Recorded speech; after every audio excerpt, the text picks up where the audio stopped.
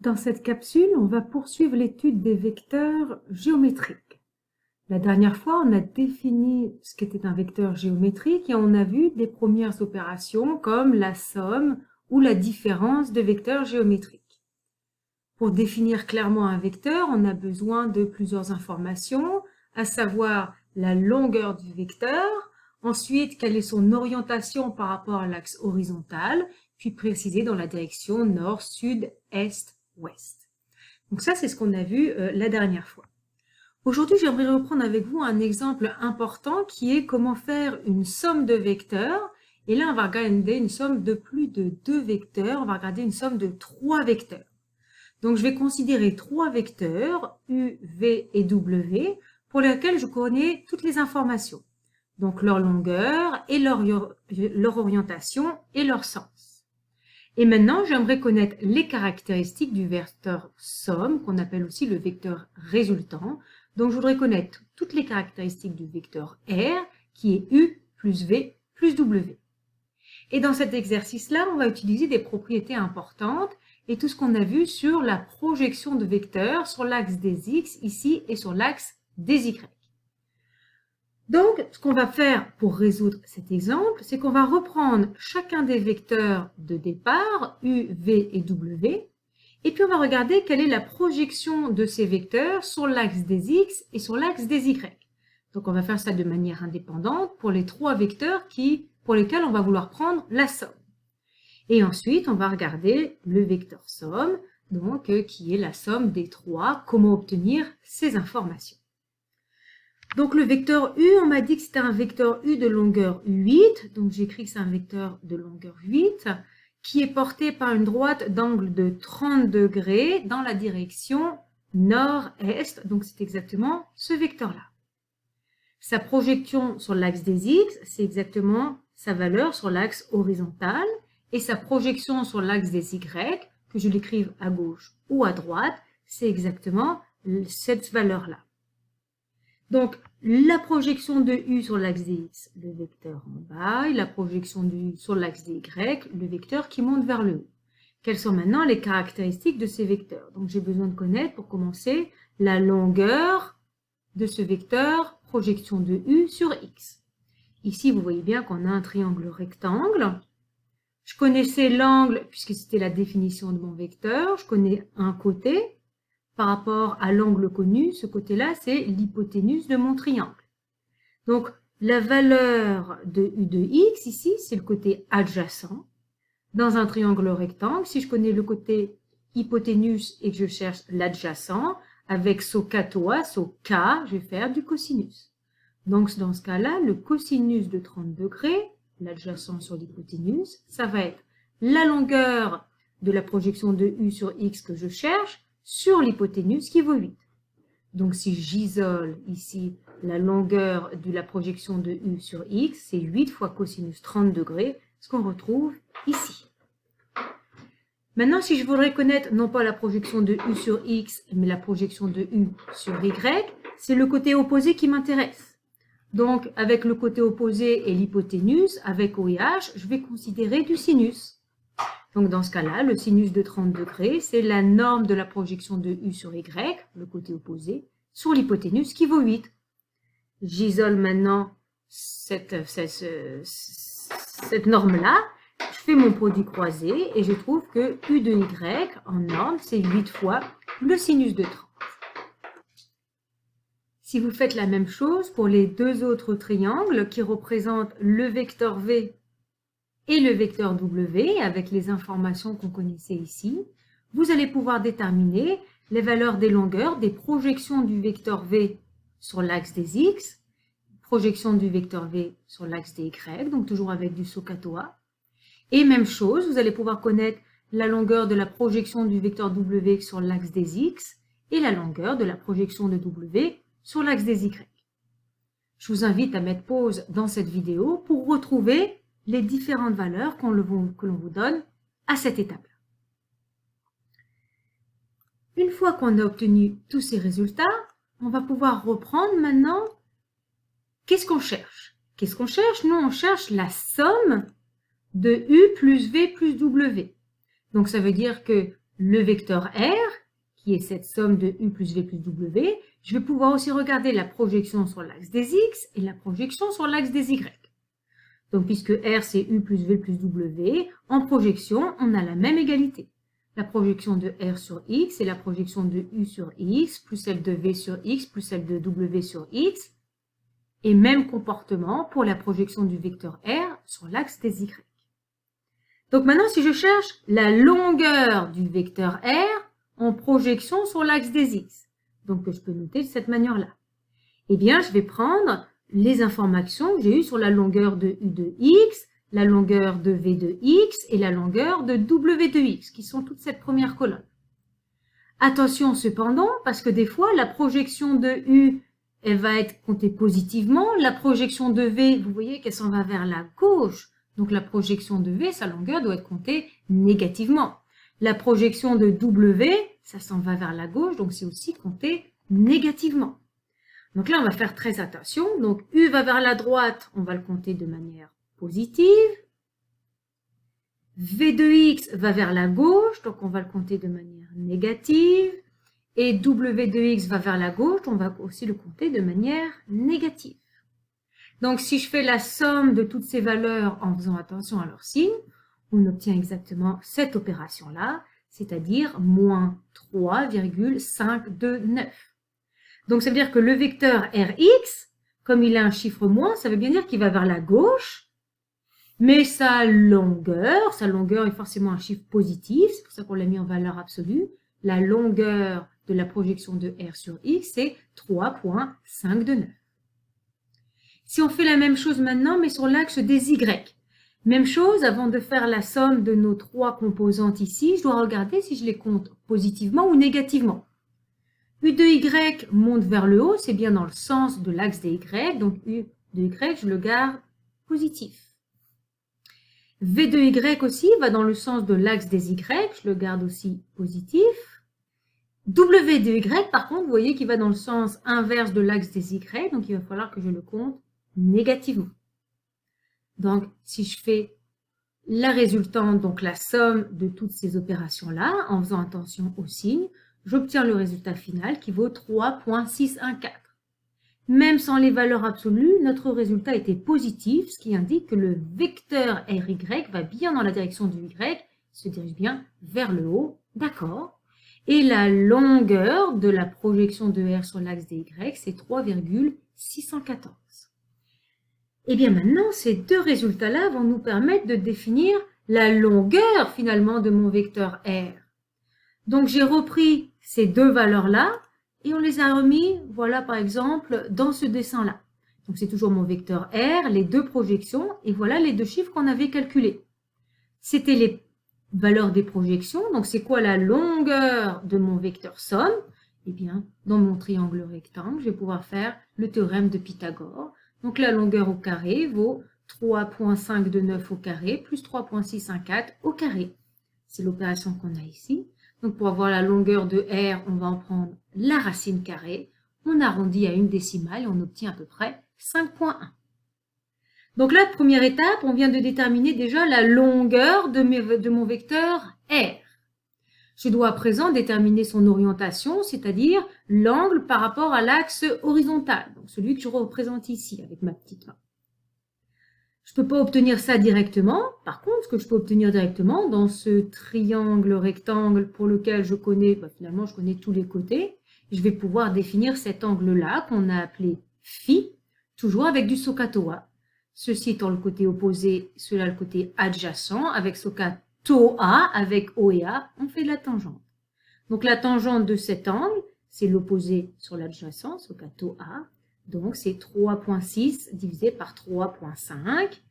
Vous faites le calcul. On en prend l'arc-tangente pour isoler le phi. Donc, phi, c'est l'arc-tangente du quotient précédent et on obtient 45,681. Donc, c'est cette valeur ici qui vaut 45,681 degrés. Donc, moi, si je cherche la valeur de cet angle-ci, rappelez-vous que pour définir un vecteur, on veut l'angle à partir de la droite horizontale, donc c'est cet angle-là. Clairement, je vais prendre 180 degrés moins 45,681. Donc, l'angle qui définit mon vecteur somme est de 134,3 degrés. Le sens maintenant, pour faire ce vecteur-là, vous voyez bien qu'on va vers la gauche et vers la droite. Donc, c'est dans la direction nord-ouest.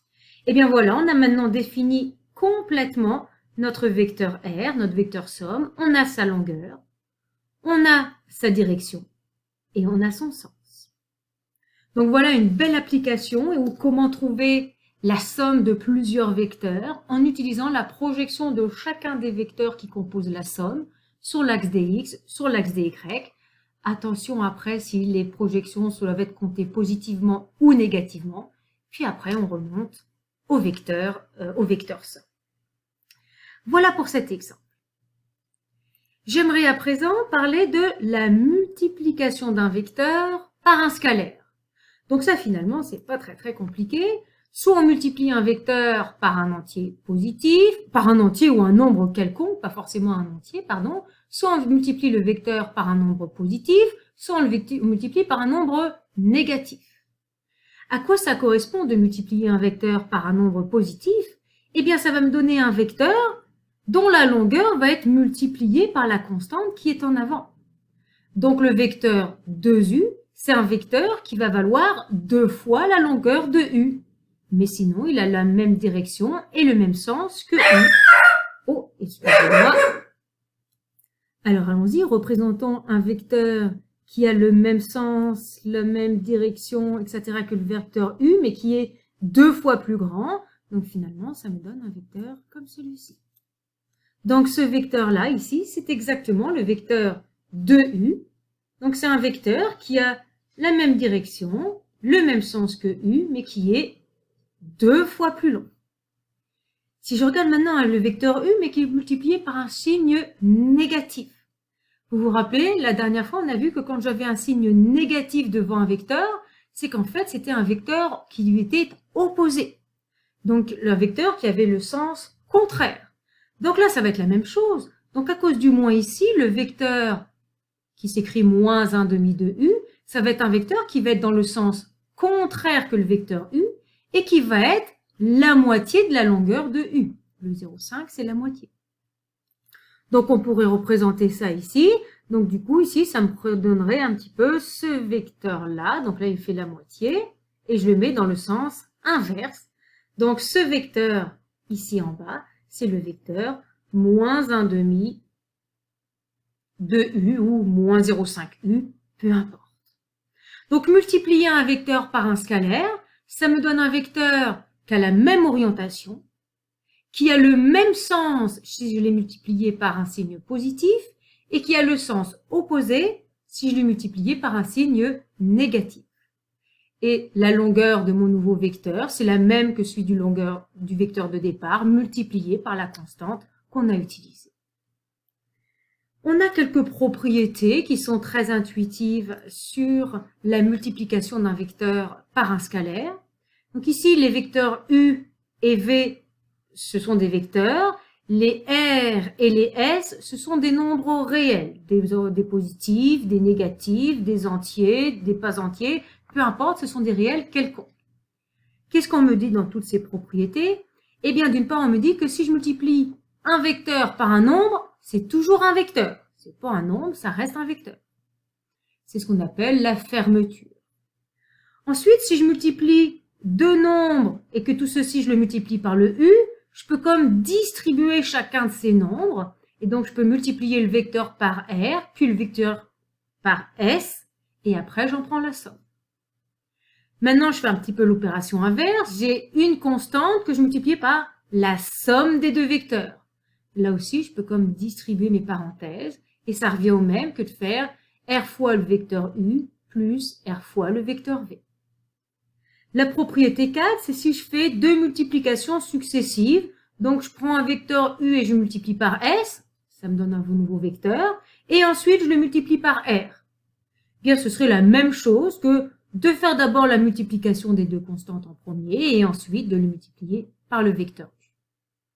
Ensuite, multiplier un vecteur u par la constante 1, ça ne change pas. On garde le même vecteur de départ. Donc, voici ici l'ensemble des différentes propriétés qu'on a pour la multiplication d'un vecteur par un scalaire. Regardons à présent quelques théorèmes qui découlent de la multiplication d'un vecteur par un scalaire. On a ce premier théorème qui nous dit que deux vecteurs u et v sont parallèles s'il existe une constante k telle que l'un est égal au produit de l'autre par la constante k. Regardez ici, on va vite comprendre ça, c'est très logique. J'ai pris un vecteur u, puis j'ai regardé d'autres vecteurs qui étaient la multiplication du u avec une constante. Donc, par exemple, 1 demi de u ou moins 2 fois u. Évidemment, quand je multiplie un vecteur par une constante, j'obtiens un vecteur qui est porté par la même droite, donc avec la même orientation, qui peut avoir soit le même sens, soit le sens opposé en fonction du signe de la constante qui est en avant. Mais peu importe le sens, si je parle de parallèle, tous ces vecteurs-là sont parallèles les uns aux autres. Donc si je prends un vecteur et que je regarde un vecteur qui est multiplié par une constante, ils seront forcément parallèles. Donc il n'y a pas grand-chose à faire. Un autre théorème, le suivant. Si je prends un vecteur u, un vecteur quelconque non nul, alors on me dit que le vecteur suivant, qui est le vecteur u divisé par sa propre norme, qu'on peut aussi écrire de manière décomposée suivante. Donc 1 sur le vecteur u, donc cette chose-là, c'est un nombre réel. Donc ça, c'est mon scalaire multiplié par un vecteur. Donc c'est le scalaire multiplié par les vecteurs. Eh bien, un vecteur qui est multiplié par l'inverse de sa norme est forcément un vecteur unitaire et on me précise parallèle à u. Oui, alors pourquoi il est parallèle à u? Il est clairement parallèle à u puisqu'on l'obtient à partir de u en le multipliant par une constante. Donc c'est le théorème précédent. Si je prends un vecteur et que je le multiplie par une constante, il est parallèle au premier. Donc le fait qu'il soit parallèle, on comprend bien ça. Maintenant, vérifions que mon nouveau vecteur est unitaire. Qu'est-ce que ça veut dire qu'un vecteur v est unitaire? Il est unitaire si sa longueur, donc si je regarde sa norme, est égale à 1. Donc là, je devrais calculer la longueur du vecteur 1 sur la norme de u fois le vecteur u. Ceci, finalement, c'est un nombre réel. Donc, je peux la sortir pour calculer la longueur, je peux le placer en avant de cette norme. Donc, je sors cette constante, c'est 1 sur la norme de u. Et donc, il me reste la norme de quoi? Il me reste la norme de u. Ah, oui, mais qu'est-ce que je viens d'écrire là? Je viens d'écrire un nombre divisé par lui-même. N'importe quel nombre divisé par lui-même est égal à 1. Donc là, c'est exactement la définition que le vecteur de départ, celui qui était écrit ici, était un vecteur unitaire. Donc ça, on s'en resservira ultérieurement, c'est quelque chose de très important. Si j'ai un vecteur u quelconque, qui a une longueur quelconque, eh bien j'ai juste à le multiplier par la constante qui est 1 sur la norme de lui-même en avant, et ça devient un vecteur unitaire, mais qui reste parallèle au vecteur de départ. Donc ça, c'était le deuxième théorème intéressant. Ensuite, on va montrer que grâce à nos vecteurs, on va pouvoir démontrer de nombreux théorèmes géométriques. Regardez l'exemple qu'on a ici. On a un triangle ABC et on considère M le milieu du côté BC. D'accord? Donc ces deux côtés-là ici, ces deux longueurs-là sont identiques. Eh bien, ce qu'on me demande de démontrer, c'est que si je vais de A à M, le vecteur AM, c'est la moitié du vecteur AB plus la moitié du vecteur AC. Donc, on va démontrer ce résultat-là en utilisant des propriétés de vecteurs. La première étape, donc moi, je voudrais trouver quelque chose en fonction du vecteur AM. La première chose que je vais faire, c'est que je vais décomposer le vecteur AM. Vous voyez que pour aller de A à M, je peux y aller par deux chemins. Soit en empruntant le chemin qui passe par B, soit en empruntant le chemin qui passe par C. Donc, j'obtiens ces deux égalités-là. Le vecteur AM, je peux le décomposer en AB plus BM, ou bien en AC plus CM. Donc, j'obtiens ces deux lignes-là. Maintenant, je vais faire la somme de ces deux lignes-là. Donc, finalement, j'ai AM plus AM, les membres de gauche, qui sont égales à ces quatre termes. AB plus BM plus AC plus CM. Je le réécris différemment, donc j'inverse cette somme-là, pas de problème. Donc ça me devient AB plus AC plus BM plus CM. Qu'est-ce que c'est la BM plus CM? C'est ce vecteur-là plus ce vecteur-ci. Donc ces deux vecteurs qui sont portés par la même droite, donc ils ont la même orientation, ils sont de sens opposés et ils ont exactement la même longueur puisque M c'est le milieu. Donc si je fais BM plus CM, je suis revenu au point de départ. Finalement, je n'ai pas bougé. BM plus CM, c'est mon vecteur nul. Je reviens au point de départ, c'est comme si je n'avais pas bougé. Donc ceci c'est vrai parce que M est le milieu de BC. Donc cette somme de deux termes, c'est le vecteur nul, donc elle n'apparaît plus. Donc finalement, j'obtiens que 2 fois le vecteur AM, c'est le vecteur AB plus le vecteur AC. Maintenant, on va utiliser les propriétés dont on a déjà discuté sur la multiplication d'un vecteur par un scalaire et on va diviser les deux côtés de cette égalité par 1/2. Donc je divise les deux côtés par 1/2. Donc là, j'ai une constante fois le vecteur AM. L'une des propriétés me disait que je pouvais regrouper les constantes ensemble. Donc on regroupe les constantes ensemble et on les multiplie après par le vecteur AM. De ce côté-là, cette constante multipliée par cette parenthèse, je pouvais distribuer la constante devant chacun des vecteurs. Donc on obtenait que ça me donnait 1/2 de AB plus 1/2 de AC. Et évidemment, 1/2 fois 2, c'est la constante 1. Donc 1 fois AM, c'était la dernière propriété sur la multiplication d'un vecteur par un scalaire. 1 fois AM, c'est exactement le vecteur AM. Donc là, on obtient que le vecteur AM, c'est 1/2 de AB plus 1/2 de AC. C'est ce que l'on devait démontrer. Donc voilà des démonstrations de théorèmes un petit peu géométriques en utilisant les vecteurs. Donc ceci conclut dans notre manuel la section sur les vecteurs géométriques. On va maintenant définir les vecteurs d'une autre manière qu'on appelle la méthode algébrique et dépendamment des contextes, dépendamment des exercices, on va vouloir utiliser la définition plutôt géométrique ou la définition plutôt algébrique.